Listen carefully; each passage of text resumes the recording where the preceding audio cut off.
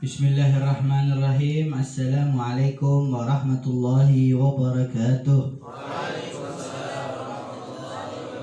Alhamdulillahi rabbil alamin. Wassalatu wassalamu ala rasulihil amin wa ala alihi wa sahbihi ajma'in. Wala hawla wala quwata illa billahil aliyyil azim. Nah, pertama-tama yang saya hormati Ustadz kita tercinta Ustadz Hasan Asy'ari. Moga-moga kita doakan selalu sehat, agar selalu bisa menemani kita, dan agar beliau bisa selalu dakwah. Nah, dan tak lupa juga bagi para jamaah yang selalu istiqamah hadir, menyisihkan waktunya istiqamah dalam kajian setiap Sabtu pagi di Ma'had Sengon Cinere atau Ma'hadul Quran Fityanul Ulum ini.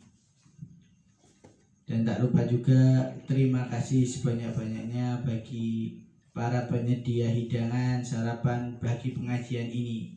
Moga-moga Allah ganti apa yang beliau beri kepada kita dengan hidangan surgawi nanti kelak di yaumil qiyamah. Dan itu sudah dijanjikan oleh Rasulullah SAW. Man at'ama ta'aman, barang siapa yang ngasih makan seseorang makanan, nanti di surga Allah kasihin makanan yang lebih enak daripada itu. Di surga insya Allah menunya nggak jauh beda sih dengan di dunia. Wa utubihi mutasyabihan. Insya Allah di surga ada nasi uduk insya Allah. Kalau lidahnya nggak doyan kebuli ada jengkol insya Allah. Tapi pasti ada bedanya. Fiha mala ainur ra'at wala udhunun sami'at wala khatara ala qalbil bashar. Tentu dari segi rasa tentu beda. Kokinya bukan pok inem, bukan itu ya. Kokinya malaikat siapa mungkin ya Allah alam ya. Insya Allah diganti, mungkin diganti dengan yang lebih indah di surga kelak. Amin amin ya rabbal alamin. Alhamdulillah. Kita sekarang tidak terasa ya sudah sampai di bulan Sya'ban, masya Allah. Sya'ban salah satu juga bulan yang mulia di sisi Allah Subhanahu wa Ta'ala. Sya'ban ini juga dikenal sebagai bulan ampunan. Bulan apa wabil khusus pada 15 Sya'ban atau yang kita kenal dengan nisfu Sya'ban. Dijelaskan bahwa salah satu nama bulan ini adalah Syahru Zakil Maghfirah, bulan dituangkan ampunan Allah Subhanahu wa Ta'ala. Dijelaskan oleh Nabi Sallallahu Alaihi Wasallam bahwa pada bulan-bulan ini Allah wabil khusus di nisfu Sya'ban, Allah mengobral ampunannya bi adadi asy'ari ghanami kalb. Nah, Allah membagikan ampunannya itu sebanyak rambut-rambut kambing-kambingnya suku Kaleb. Waduh, suku Kaleb ini masya Allah, dia memang terkenal, memang jago ngangon ini ya. Jago ngangon kambing itu kalau punya kambing 1.000, 2.000, 3.000. Bayangkan kambingnya aja sampai ribuan sampai puluhan ribu. Sementara berapa ya jumlah rambutnya ya? Ada yang hitung mungkin. Nggak ada yang hitung saking banyaknya. Itu dijadikan istilah di dalam bahasa Arab untuk menjelaskan sesuatu yang nggak terbatas, bahwa dalam bulan Sya'ban ini Allah kasih ampunan berdasarkan atau sebanyak bulunya kambing suku Kaleb.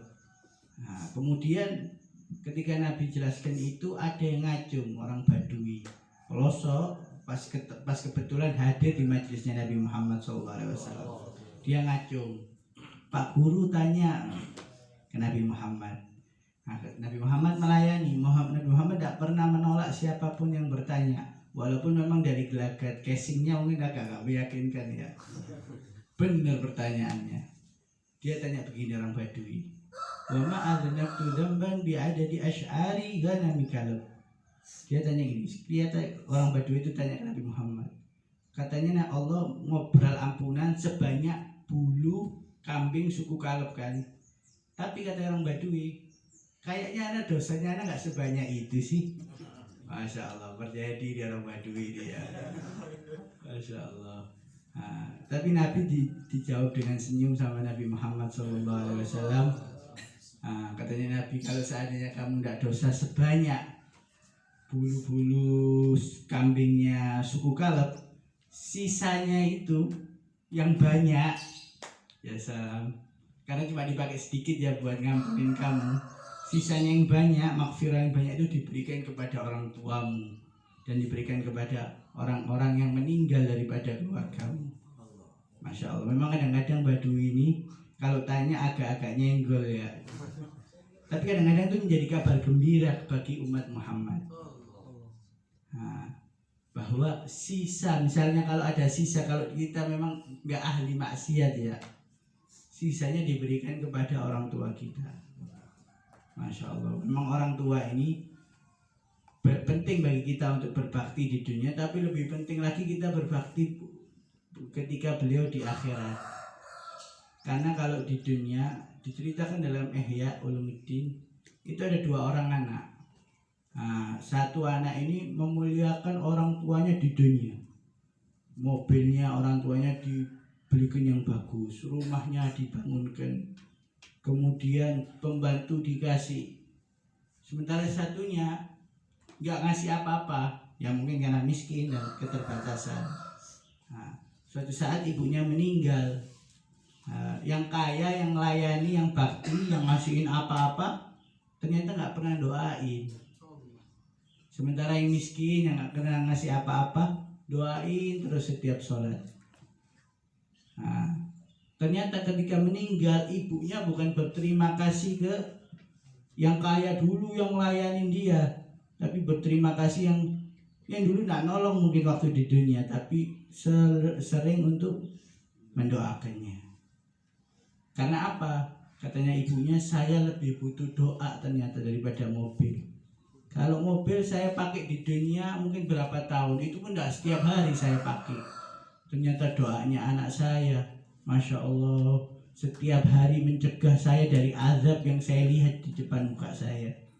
Makanya dirangkul anak tersebut dan dinyatakan berbakti, padahal di dunia tidak ngasih apa-apa. Makanya Masya Allah di Betawi ini ada ruahan, ada adat istiadat ruahan sebelum Ramadan menghadiahi para leluhur atau saudara atau para sesepuh yang telah meninggal dengan bacaan Fatihah atau dengan bacaan Yasin, tahlil dan lain-lain. Ini insya Allah menjadi tanda keberbaktian kita kepada orang tua. Nah, selain tadi bahwa bulan ini sebagai bulan guyuran maghfirah Allah Subhanahu wa taala, bulan ini juga dibilang bulannya Nabi Muhammad SAW, Syahrun Nabi. Ya, dikarenakan pada bulan ini Allah menurunkan sebuah ayat, innallaha wa malaikatahu yusalluna 'alan nabi ya ayyuhalladzina amanu sallu 'alaihi wa sallimu taslima. Ada ayat perintah sholawat kepada Nabi. Masya Allah. Makanya di bulan ini, sebagaimana ayat ini turun pada bulan ini, maka ulama selalu menginformasikan bahwa kita dalam membaca wirid, seyogyanya wirid khusus kita di bulan Sya'ban ini adalah sholawat pada Nabi Muhammad. Dan sholawat ini dahsyat Pak ya. Mungkin pernah saya ceritakan dulu bagaimana ketika ada seorang meninggal, kan dalam keyakinan kita umat Islam, kita wajib mengimani adanya malaikat. Salah satu malaikat yang kita imani itu namanya Raqib Atid. Raqib Atid ini mencatat amal baik kita dan amal buruk kita. Ma yalfidu min qaulin illa ladaihi raqibun atid. Kita mengucap apa, beliau nulis. Oh, ini kalau baik atau mengucap atau berbuat, kalau baik dicatat, kalau buruk juga dicatat. Raqib Atid. Namun ulama berbeda pendapat. Apakah Raqib Atid ini ada di setiap orang, jadi setiap orang punya Raqib Atidnya sendiri, atau Raqib Atid ini 2 orang saja, nggak ada banyak gitu ya. Ini ikhtilaf, tapi bukan pembahasan saat ini. Diceritakan saat orang mati, saat seorang meninggal, sudah akhirnya umurnya sudah berakhir, Raqib Atid yang di samping kita ini tanya ke Allah, ya Allah, hambamu sudah mati. Kerjaanku sekarang apa ya? Kan hamba, dia tugasnya nyatet amal baik, amal buruk seseorang kan. Seseorang itu sudah meninggal. Sekarang kerjaanku apa ya Allah? Buat nasi uduk ya, gak lucu kan ya? Atau apa? Apalagi zaman corona ya Rob, model ada ini. Katanya Allah, saya tugasin kamu selepas meninggalnya orang yang kamu catat. Selepas orang yang kamu catat itu meninggal, lihat dulu. Kalau dia ahli sholawat pada Nabi Muhammad, sekarang tugas kamu ke kuburannya dan doakan kepadanya agar dia diberikan rahmat oleh Allah Subhanahu wa Ta'ala. Jadi kerjaannya Raqib Atid selepas kita meninggal, Raqib Atid kita ini lihat. Kalau kita baik, dia doain baik untuk kita.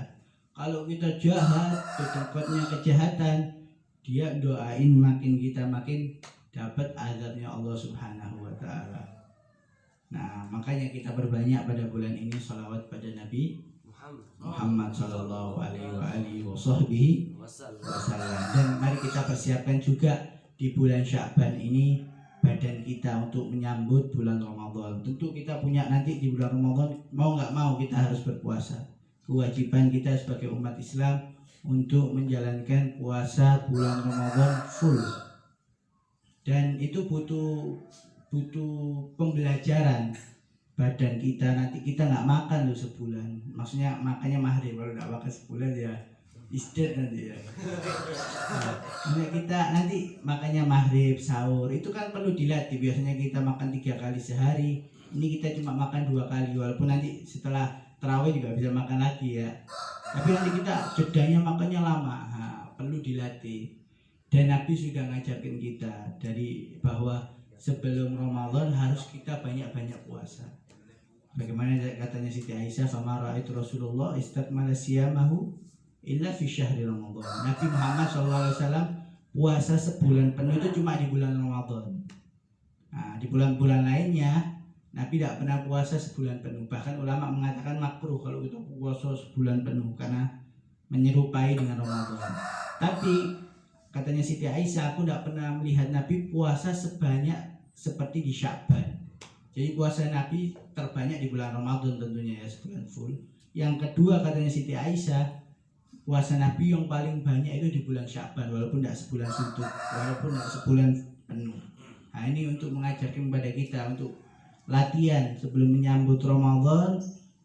Di Sya'ban kita berbanyak puasa, biar melatih kita biar terbiasa dengan pola makan yang nanti kita masuk di bulan Ramadan. Jangan nanti waktu Ramadan karena nggak ada latihan, karena nggak ada persiapan, lemes jadinya. Lemes akhirnya kita nggak bisa beraktivitas, tidak bisa beribadah, tidak bisa melakukan amal kebaikan. Sayang tentunya. Mending capeknya di Sya'ban. Kita capek Sya'ban, laparnya di Sya'ban. Memang manusia punya keterbatasan, makanya dibiasakan dulu. Dibiasakan lapar, mungkin laparnya di awal-awal, nanti sudah kelamaan nanti ketagihan puasa. Kalau sudah kebiasaan sering-sering puasa, nanti badan kita sudah nggak ada bedanya puasa dan tidak puasa kalau sudah dilatih. Insya Allah di Ramadan sudah terlatih, sudah menjadi biasa, dan kita mampu mendapat Lailatul Qadar, yaitu malam yang lebih baik daripada 1000 bulan, lebih baik dari 1000 bulan. 1000 bulan itu 83 tahun, ada yang menghitung. Kita beribadah satu malam pada saat itu diganjar lebih daripada 83 tahun. Masya Allah, kita manfaatkan ya. Kita latihan di Sya'ban ini, makan kita atur, kemudian kita puasa kalau bisa lebih baik. Moga-moga di Ramadan kita terbiasa. Mungkin ini saja yang bisa saya sampaikan. Kurang lebihnya mohon maaf. Wabillahi taufiq wal hidayah. Wassalamualaikum warahmatullahi wabarakatuh.